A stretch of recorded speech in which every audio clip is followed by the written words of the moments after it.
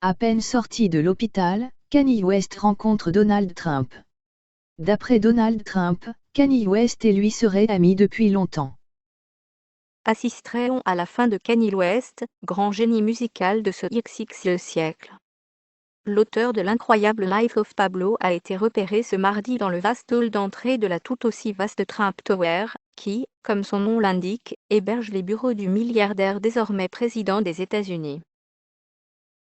Suite à leur rencontre, les deux hommes ont brièvement répondu à quelques questions des journalistes, sous les flashs des photographes.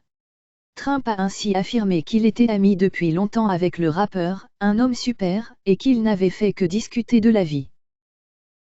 Interpellé à son tour sur les raisons de sa visite, Kanye West, tout sourire et tout blond, a esquivé en expliquant qu'il souhaitait juste prendre une photo là maintenant.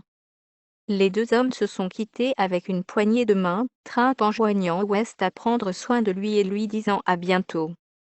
Une campagne absolument géniale.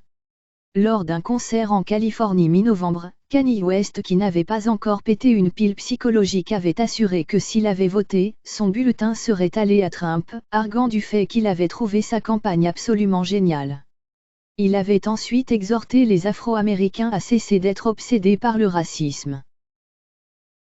Kanye bosserait sur un nouvel album? Quand il ne rencontre pas Trump, Kanye West bosserait sur un nouvel album, dans son nouveau studio installé dans sa demeure de Bel Air et non plus dans celle de Calabasas, quartier hyper chic de Los Angeles. Le producteur Pete Rock, qui a partagé des vidéos du studio ainsi qu'un carnet de notes consignant des noms de jeux vidéo, serait du projet.